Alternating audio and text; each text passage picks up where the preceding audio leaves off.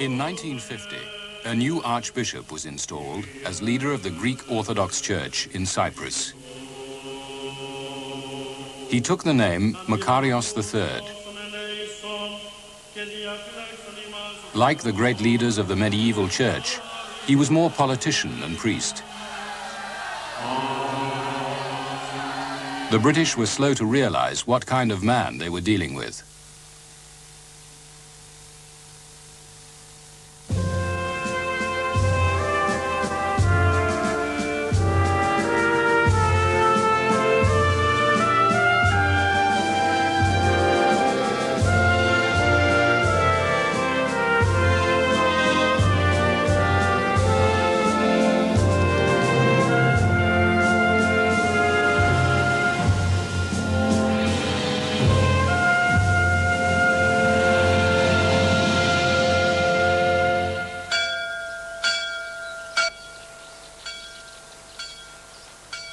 Under Makarios' leadership, every priest was a nationalist politician.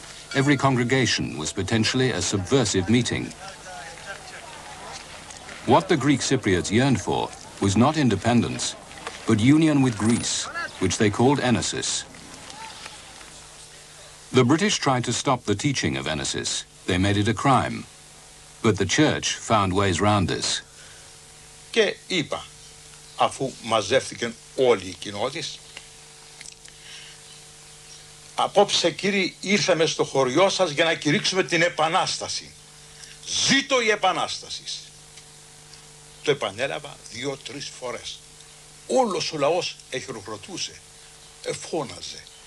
Η αστυνομία προχώρησε να εκτελέσει αυτό που με είχε στην αρχή απειλήσει, να με συλλάβει. Όταν επλησίασε, εγώ προσέθεσα. Ήρθαμε να κηρύξουμε την Επανάσταση ενάντια στην αμαρτία. Τότε πάγωσαν, σταμάτησαν και επεχώρησαν. Και εγώ μίλησα ενάντια στην αμαρτία. Βέβαια, στο τέλος ομιλίας μίλησα και εθνικά. Η αστυνομία όχι μόνο δεν προσήλθε να με συλλάβει, αλλά πρώτη εχειροκροτούσε. Makarios set out to win support in Greece itself. He met with an enthusiastic response.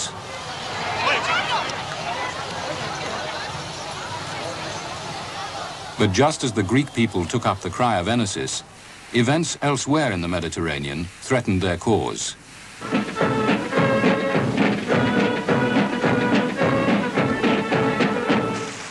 In 1952, a group of army officers led by Colonel Nasser seized power in Egypt, determined to evict British troops from the Suez Canal zone. The chiefs of staff decided to move the Middle East headquarters to Cyprus. Here, unlike Egypt, Britain was sovereign and could not be thrown out by a hostile regime.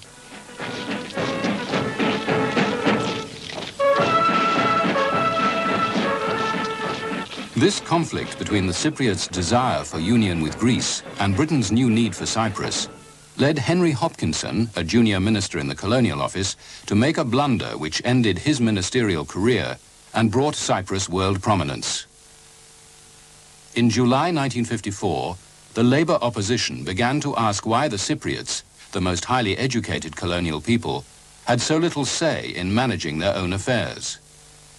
With the Tory party already worried about withdrawal from Suez, the government's statement on Cyprus would be a tricky one to make. I made my statement in the House, and it went all right. Jim Griffiths, who had been Colonial Secretary for the Labour Party, got up and asked whether he could take it that it was the intention that Cyprus should eventually attain what he called dominion status with the right to determine their own future. And of course this put me in a great difficulty, because that was the one thing that I'd been told definitely by the Secretary of State when he returned from Cabinet that morning that I must not do. So I had to tread very carefully. I said there are certain territories which owing to their particular circumstances, can never expect to be fully independent. The word never rang around the world.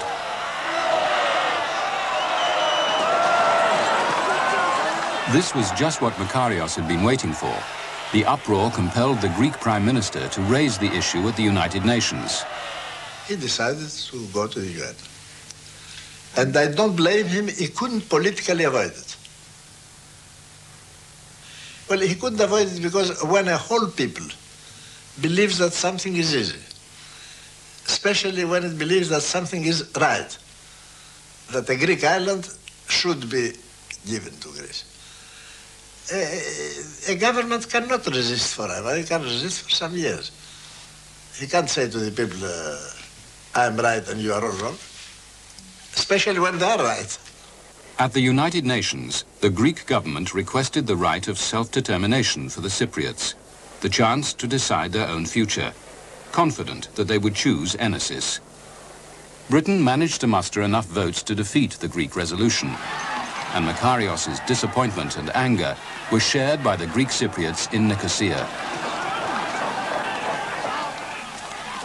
I was quite young. I saw the demonstration. I decided to follow the demonstrators. I started to throw stones to the police.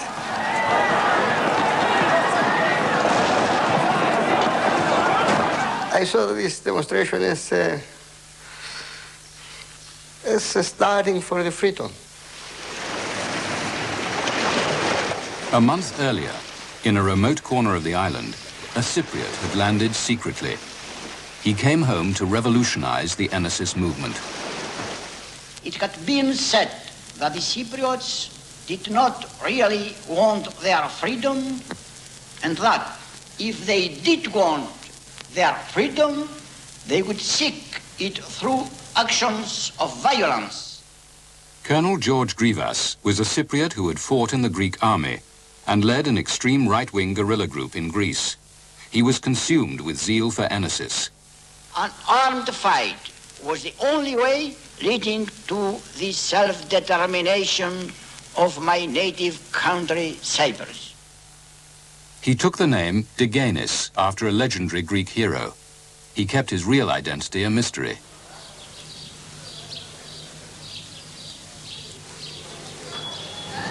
While Cyprus resumed an outward calm, Grivas was forging a secret army, EOKA, the national organization of Cypriot fighters. He imported arms, hand-picked recruits, and selected his targets. I was asleep in the hotel opposite the police station, and the Greek officer in charge of the police station rang me up saying, Mr. Denktash, all over Cyprus explosions are happening. Will you come to the police station? Well, I said, you must be a very nasty man to wake me up at this hour and to play on me the 1st of April Fool Days, you know, making jokes with me. He said, it's no joke, come down immediately, Mr. Denktash, for heaven's sake. And I went down, and there it was on the wireless from all over Cyprus, bombs here, bombs there, and they had started. If our rulers refuse to give us back our freedom, we shall claim it with our own hands and with our own blood. EOKA, the leader, Digenis. What you need to be a member of this organization was that you must be, at that time, a right-wing, belongs to the right-wing party. I mean, right-wings were all except the leftist, the communist. I mean, they check your character. I mean, let's say if you are going around in bars, drinking or having affairs with people that they didn't, have a good name, they wouldn't choose you to be a member of the organization. You must have a good character. Ήταν παιδιά που εξομολογούνται τακτικά, εκκοινωνούσαν τακτικά. Και το Μυρμήκι να το σκοτώσουν δεν το ήθελα. Όταν όμως εκλήθησαν στον αγώνα, φυσικά έκαναν το καθήκον τους και έγραψαν την ωραιότερη σελίδα της ιστορίας της Κύπρου. Έχω ορκίσει πάρα πολλούς νέους. I swear in the name of the Holy Trinity that I shall work with all my power for the liberation of Cyprus from the British yoke, sacrificing for this even my life. They ordered me to execute to execute a Greek Cypriot in the main road, very busy road. And believe me, I pissed drop by drop in my underwear, because it was the first time I got a pistol. Very soon he arrived. So I aimed, I fired twice. For a long time I saw this person in my dreams, even when I didn't sleep, I saw his face in front of me. Well, it was the first experience anyway. But later you can use, I can say that after a lot of training and after some more killings, you get used to killing. The British looked to Archbishop Makarios to denounce Eoka's use of violence. They tried to pin him down. I am opposed to the use of violence, but at the same time, I am opposed to the British policy which has provoked violence. However, I don't think wise to condemn violence in public, because I understand that a Greek section of the people is in favor of this method. The British were baffled by the failure of this man of God to condemn violence. They didn't realize he was Eoka's founder and its commander-in-chief. Yes, Makarios, on his way to the United Nations, while we have had this meeting with Grivas in Athens, gave him the green light to come to Cyprus and gave him money to pay the transportation. But he told him that you go there, you continue organizing things, but you will not start unless you receive an order from me. He did not want the revolution with battles and guns and machine guns and submachine guns. He was thinking of an explosion here, a demonstration there, some shooting to help or escape. And, well, this is the ideas he was having by that time. Of course, the other man was having, Grivas was having completely different ideas. To the police, do not try to block our path or you will stain it with your blood. Anyone who tries to arrest or search Cypriot patriots will be shot. Eoka, the leader, Digenis. On the 1st of April, everyone looked upon this movement as the movement of misguided few under the guidance of the church, and even Greek police. There were very good CID men in the police force, excellent people, who looked upon it as just a criminal activity by misguided youth. And they were very effective in catching these people. But the terrorism towards informers, towards the police who followed them, was such that within 6 months, I know, the people who were saying this is the criminal activity of a misguided few were saying, we are Eoka too.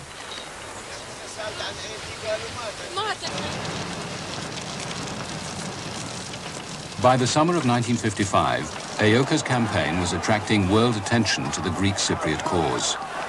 Britain turned for support to the other country that had reason to fear a Greek takeover of the island. There has never been a time when British sovereignty over Cyprus was more vital than in the present day. The fears and anxieties of Turkey are constantly forgotten. Turkey that ruled Cyprus for 300 years. Turkey that is only 40 miles away from the shores of Cyprus. Turkey was not just worried about Greek troops near her shores, but also about the minority population. Almost 20% of the Cypriots were Turkish. They were alarmed to see Britain's control slipping. AOKA's bombs went off all over Cyprus. Policemen leaked the government's anti-terrorist plans. Customs men helped AOKA smuggle arms into the island. To reassert British authority, the government turned to its top soldier, Field Marshal Sir John Harding, Chief of the Imperial General Staff, and appointed him Governor of Cyprus. Sir John, the Greek Foreign Minister said this morning that your appointment meant that Britain was going to war with Cyprus. Would you say that that was an exaggeration? Well, I'm very sorry that he's taken up that attitude, because as far as I'm concerned, there's no question of war at all. In fact, I believe that the sooner people settle down peacefully and quietly together, the sooner we can get a proper answer to this business. My impression is that the new governor, Field Marshal Sir John Harding, is an intelligent and straightforward man. This is the reason I believe that he will suggest to his government to recognize the right of Cyprus people to self-determination for Britain's prestige and the pacification on this area. Impressed by the governor's reasonable attitude, Makarios made Harding an offer that he would drop his demand for Enosis immediately and he would renounce violence if in return the British promised they would eventually grant self-determination.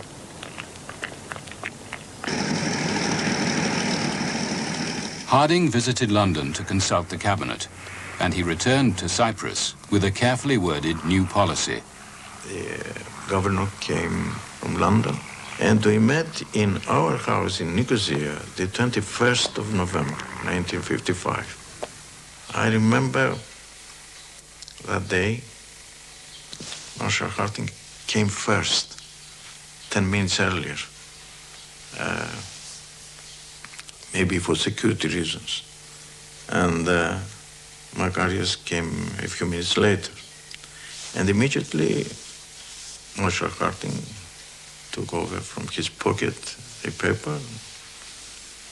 He gave it to Makarios and he said, "Your Beatitude, I have very good news for you." The paper gave the new British formula. It is not our position that the principle of self-determination can never be applicable to Cyprus.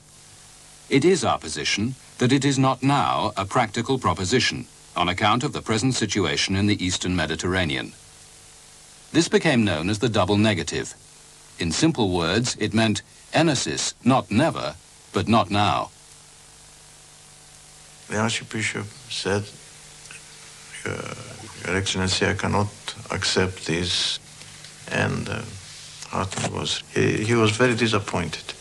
He left immediately, without waiting even to have the sweets and the coffee we usually offered in Cyprus in such occasions, you know.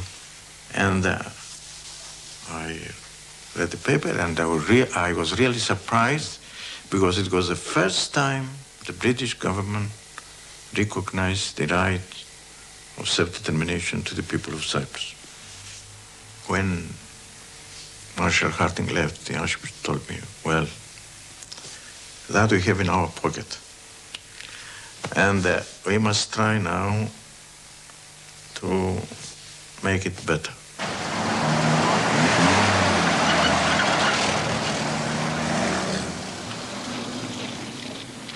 The weeks passed. Britain made no better offer. Harding prepared for war. AOKA stepped up its violence. After 8 weeks, the two sides attempted another round of talks. Though latest reports give hope of a settlement in Cyprus, tension in that troubled island is as high as ever. Field Marshal Sir John Harding, Governor of Cyprus, newly returned from London, has his 7th and most crucial meeting with Archbishop Makarios, leader of the island's demand for union with Greece. He made what seemed to me an eloquent, even moving personal appeal to the Archbishop to give his people a lead away from violence. Even the Archbishop seemed to me to be impressed, but after a short pause he said, you must understand Sir John, that I cannot lead my people where they will not go. And the Field Marshal, in exasperation, turned to me and said under his breath, funny sort of leadership to my way of thinking. Instead of the straight answer Harding was hoping for, Makarios asked for time to consult his council. A deal seemed to be in sight, but Makarios had one more advisor to consult, George Grivas. Makarios had brought him to Cyprus, but Aoka fighters were now heroes, and Aoka weapons, bought with the church's money, were in Grivas's hands. Could Makarios persuade him to lay them down? They met at Kiko Monastery, while Grivas's men stood guard outside. Grivas told Makarios that I don't trust the British, and his opinion was that if we are given amnesty, if we are given the police security, then we could sign an agreement. Makarios wrote to Harding, agreeing to renounce violence if these few small details could just be settled first. As far as I was concerned, it was no good continuing the negotiations. We'd come to a dead end. And so I recommended to the Colonial Secretary that he should come out. Makarios had high hopes of new concessions from the Colonial Secretary, Alan Lennox Boyd. He, however, thought the terms Harding had already offered were sufficient to impress the world and the House of Commons.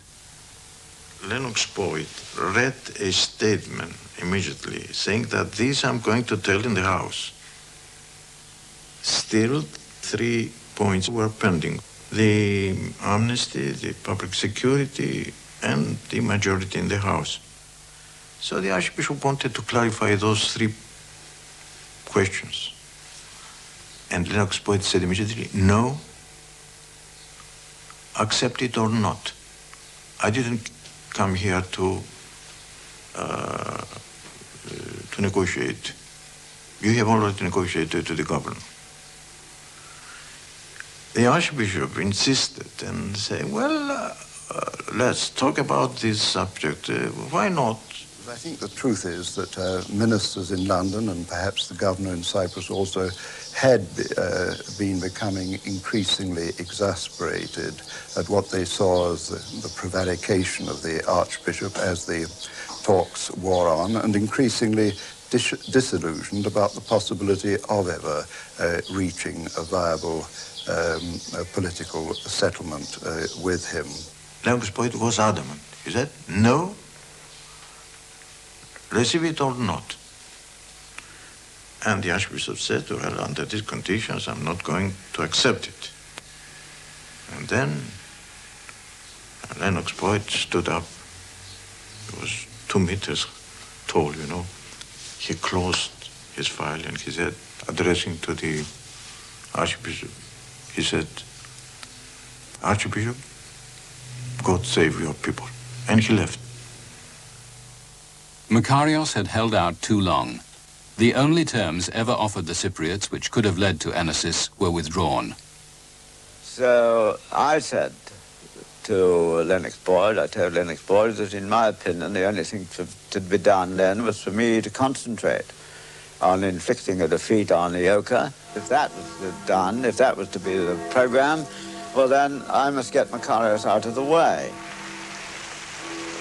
Makarios left for the airport to fly to Athens to discuss his next move. But the British had arranged for him to go somewhere else. They took him 3,500 miles away to the Seychelles Islands, where he was to be detained in exile indefinitely.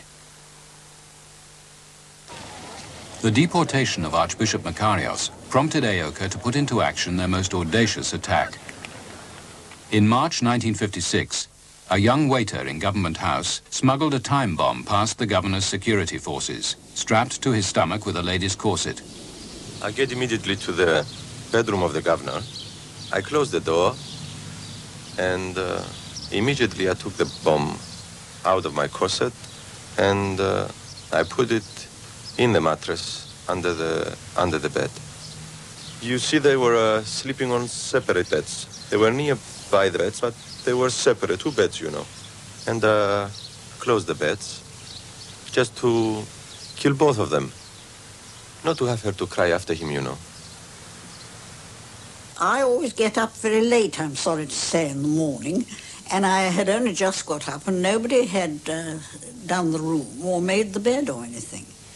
And one of the soldiers came in, opened the doors between the bedrooms and said, "There's a bomb in His Excellency's bed." So I went and looked, and there was this thing. I'd never seen a bomb before, but there was this bomb there, and I very nearly touched it with flicked it with my fingers, and I said, well, it must be a dud, because it was there all night.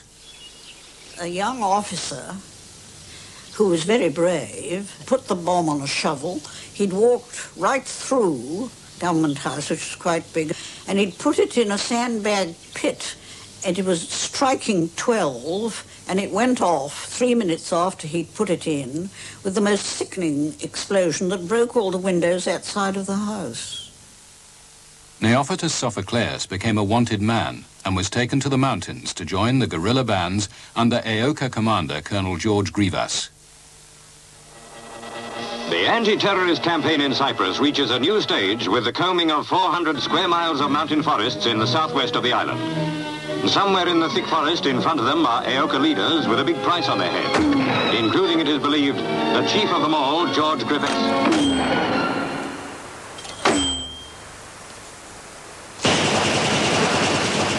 One British patrol stumbled across Grivas washing himself in a mountain stream, but he escaped and went underground.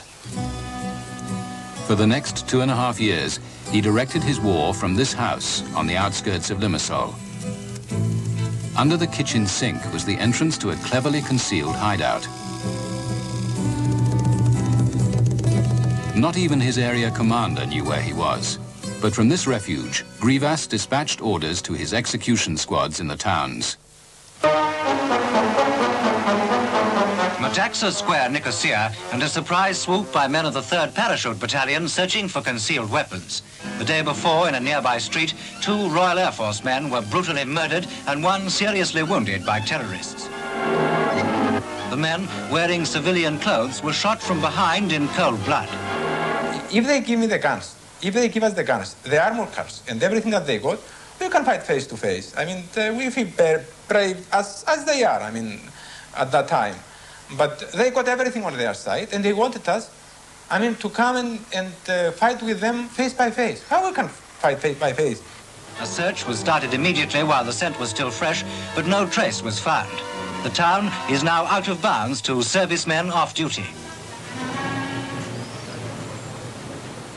Harding's first task was to get the information to find Aoka. The killers melted into the population, and the people knew what Aoka would do to a traitor. He revealed to the enemy the hideout I was living, and I decided and I executed him. What did you say to him? Nothing. What happened? I didn't go by myself personally. I sent some boys to kill him. He was shot in the head, dead. No explanation, no messing, no... If you're a traitor, you have to die. That's all.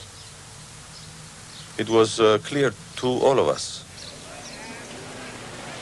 Harding set out to strengthen the police, now thoroughly infiltrated by Aoka. So he created an auxiliary police force, recruited from the 20% minority in the population, the Turkish Cypriots. We were against Aoka. Britain was against Aoka. Therefore, we had a joint interest in seeing that Aoka did not succeed. As the Turks were recruited as Britain's law enforcers, they also became the targets of Aoka gunmen. Some said it was deliberate British policy to set Greek against Turk and divide and rule. We couldn't bring a whole horde of policemen from elsewhere in to do duties of that kind. And so really we had no choice in the matter. Harding introduced tough emergency laws. He punished whole villages with collective fines and curfews. Troops and police rounded up suspects, and thousands were detained without trial. But suspects had to be made to talk. They took me to the special branch. They took off all my clothes. They tied me by the back, my hands in back, my foot, and they beat me for a lot. Then they asked, somebody came, a Cypriot came, Onesiphorus, who started beating me. He was always either drunk or taking drugs. He was really mad with me. He was crying one time. He was laughing the other time. I mean, he was a man unbalanced. He was taking a stick to put in my bottom. He was taking some clothes, put it in the water, and then put it in my face so that not to breathe.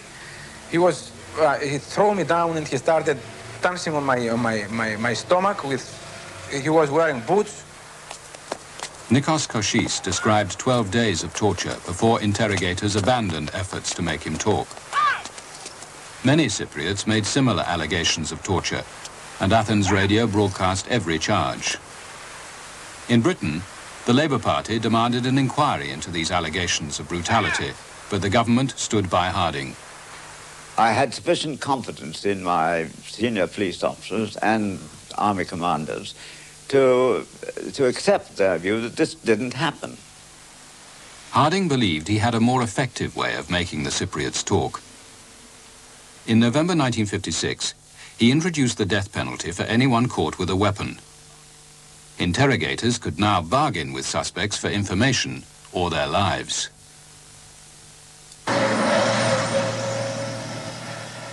Harding's methods started to produce results. Hooded informers led British soldiers to Aoka hideouts. As Aoka's leaders were captured one by one, Grivas's second-in-command, Gregoris Avsentiu, told his men that he would never surrender. A fight to the death would restore Aoka's support.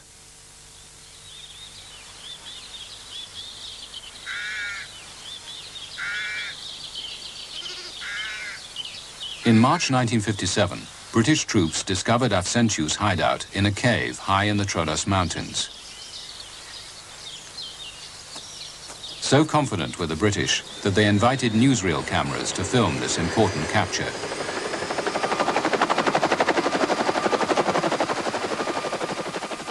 The battle raged for 6 hours, as Avsentiu and his aide Matrosos fought it out with British soldiers.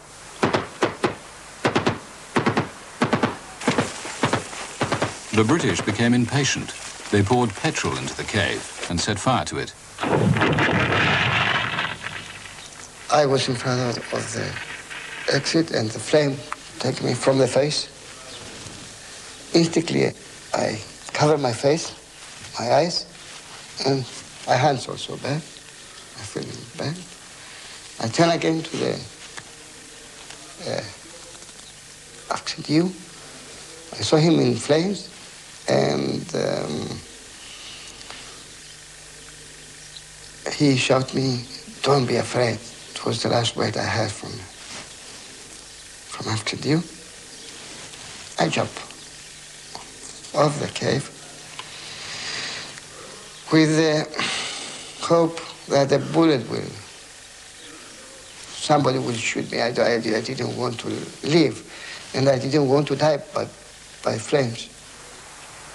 Matrosos was found lying stunned at the bottom of the hill. They removed some stones from the roof, and they saw Avsentiu was burned.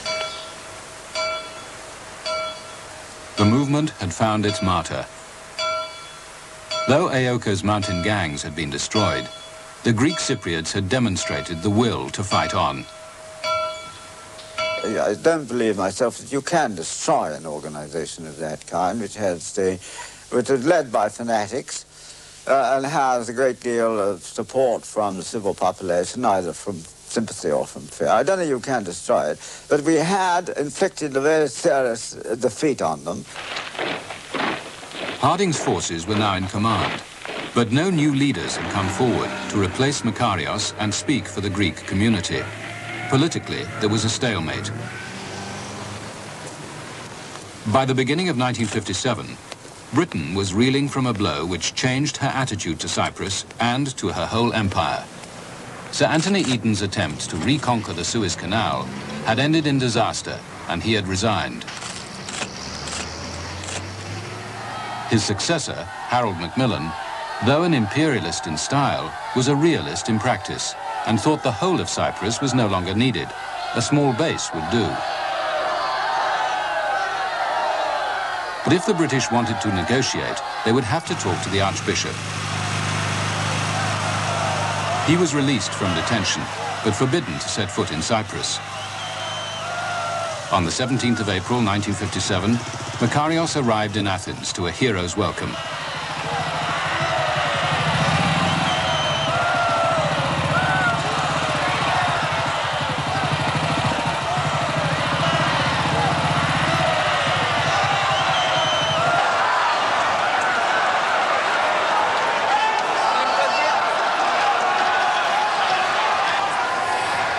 The release of the Archbishop angered Turkey, which already feared a British withdrawal.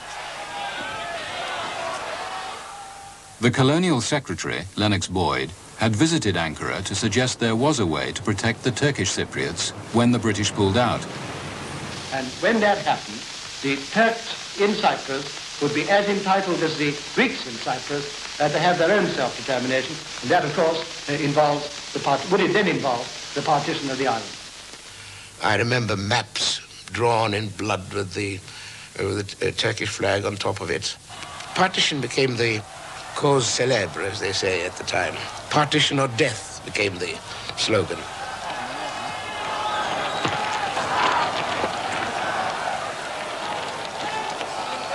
Makarios refused even to come to talks if Turkey were represented. Macmillan wrote in his diary, "It really is one of the most baffling problems I can remember." The solution he hit upon was a new governor, not a soldier, but a conciliator, Sir Hugh Foote, Michael Foote's brother and a known friend of the Greeks. On taking up his appointment as governor 4 weeks ago, Sir Hugh was asked to make his report on the troubled island. Since then, at great personal risk, he has toured Greek and Turkish villages, seeking the views of the people themselves. I said at the time I was rather pleased with myself. Things had gone rather well.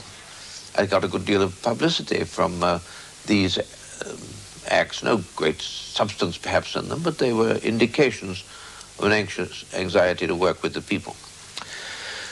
And then the terrible consequence. Foote's friendly gestures to the Greeks only convinced the Turkish Cypriots their protectors had abandoned them.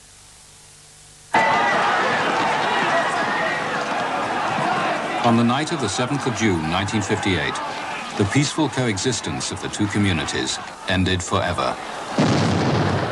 There was an explosion at the information bureau of the Turkish consulate. A crowd had already gathered there, a crowd of Turkish Cypriot youth. And they all almost immediately decided that Greeks had done it. And they were swearing vengeance against the Greeks and so on. The explosion started a night of rioting in Nicosia. Turkish Cypriots burnt and looted Greek shops and houses.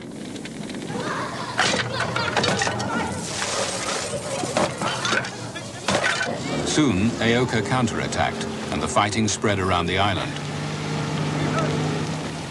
British soldiers put up barricades to keep the two communities apart. Partition was fast becoming a reality, as ordinary people were murdered merely because they were Greek or Turkish.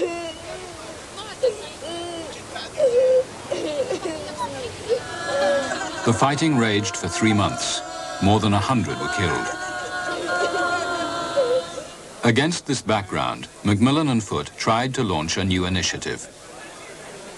The task which the British government has set itself is to see whether we could bring about at least some temporary period of calm and peace in the island. That means a great effort by all concerned.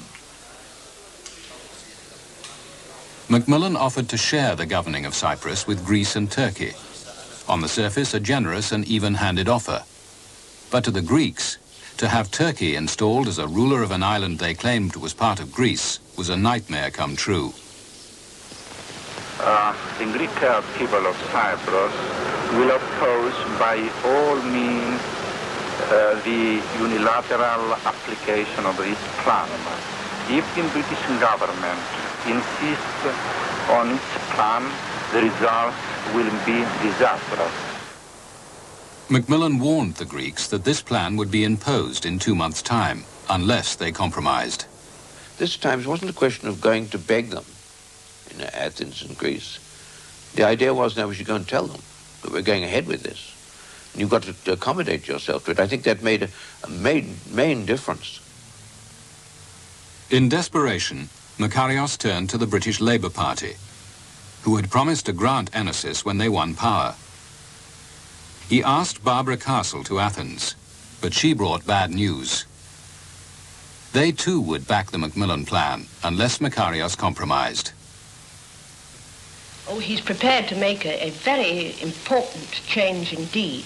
He has offered to accept the status of independence for Cyprus on condition that Cyprus shall not be linked either with Turkey or with Greece. In other words, he says, rule out partition and rule out union with Greece and let Cyprus be an independent state whose new position shall be guaranteed by the United Nations. Now, this is a very hopeful new development and offers a way out of the present deadlock. We were terribly astonished when, out of the blue, one day, Barbara Castle, who was a neighbor woman, came out and said, Makarios has proposed me independence. We remained completely astonished. Grivas was also astonished. He had not been consulted, and 2 days after the Archbishop's concession, he issued this command. He ordered Aoka to strike at will against the British, soldiers and civilians alike. It was here in Famagusta that the most brutal outrage of all outrages in Cyprus took place. 2 British women deliberately shot in the back. Mrs. Cutliff died at once, and Mrs. Robinson was gravely wounded. Both were wives of servicemen. An intensive search for the murderers began at once. It would be surprising indeed if the troops, naturally enraged by this cold-blooded act of Aoka thugs, had carried out their search and made their arrests with kid-glove methods. All must surely have felt that this was the most poignant of the many tragedies of the tragic situation in Cyprus.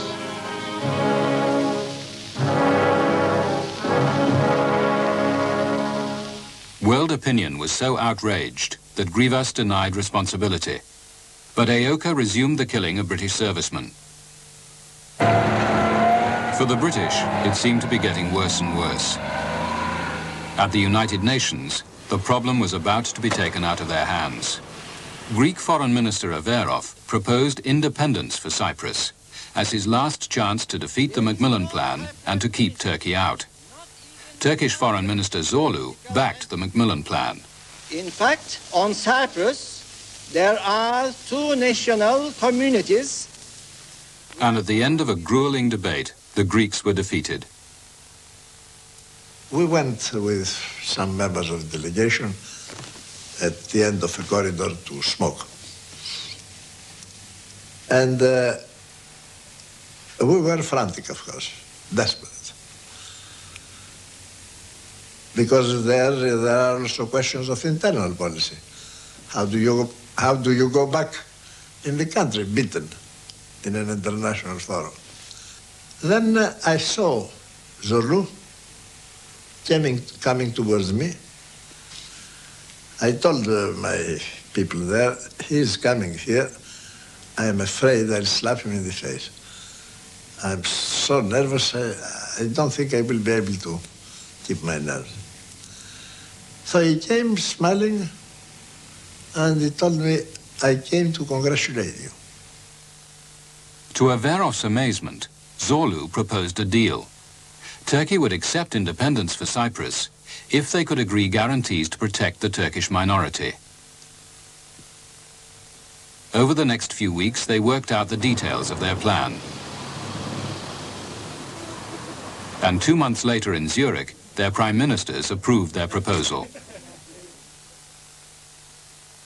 Mr. Zorlu, as Turkish foreign minister, are you happy with the agreement you have reached with Greece?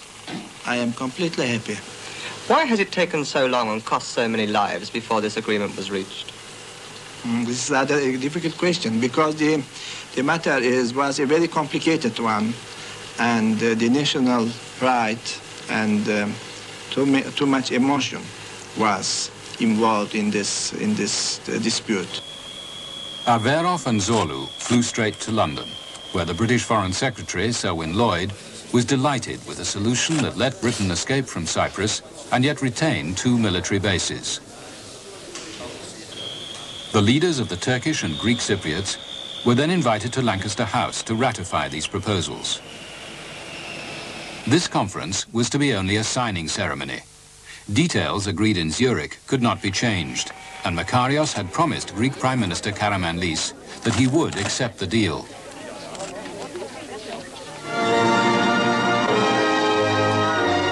Outside Lancaster House, even the fog was lifting as Foreign Secretary Selwyn Lloyd arrived for the conference on Cyprus. To the governor of the island, Sir Hugh Foote, it was a near miracle that the hope of peace had dawned at last. Indeed, the presence in London of the much-discussed Archbishop Makarios, now indisputable fact, would have seemed quite out of the question only a week or 2 ago, yet here he was.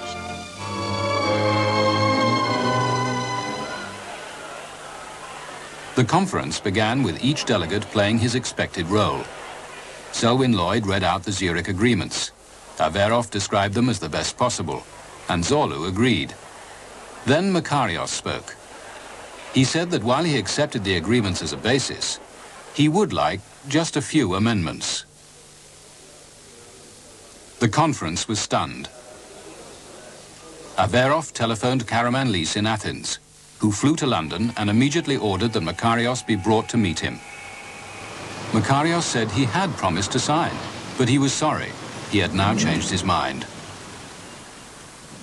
Then Karamanlis told him very calmly, but in a very strong voice, that I want you to know one thing. My policy on Cyprus is fixed. We have monographed these agreements in Zurich. It's finished, that's the agreement. That's my policy. If you don't agree, I will not change my policy. It's fixed. And he left. Makarios was given 1 more night to accept the deal. War or peace in Cyprus hung on his decision alone. If he decided to fight on now, how many Cypriots would follow him? And that was the most critical evening for the Archbishop. I remember I went to his room and I stayed with him until midnight. And I remember Archbishop was smoking. He was a heavy smoker, smoking and thinking. I told him good night and have a good sleep. And he told me, I wonder if I can sleep this evening. So next morning I went first and knocked his door, and he said, I have already given my answer. I have contacted the Greek representatives and I told them that I will sign. That was the story. This day, a new chapter opens up for the people of Cyprus, a period of peace and prosperity and freedom. The 2 communities in the island, working closely together within God's guidance, will, I have no doubt, be able to develop the welfare of the island to their common benefit. The Cypriots' armed struggle was entirely successful in the military sphere as history will pronounce one day. However, its accomplishments were not duly exploited by the political leadership. Grivas did not dare clash with Makarios. He reluctantly ordered his men to lay down their arms and went home to Greece. But he was to return later to plague Makarios. The Archbishop moved into Government House as President of the Republic of Cyprus. After the end of the war? Oh, yeah. I came here just to take my belongings, you know. Before I telephoned to the ADC and I asked him to give me my salary. He said, "Are you crazy?" he said. And I told him that if he denied to give my salary, I blow him up. He said, "Come on, the government house belongs to you now," he said.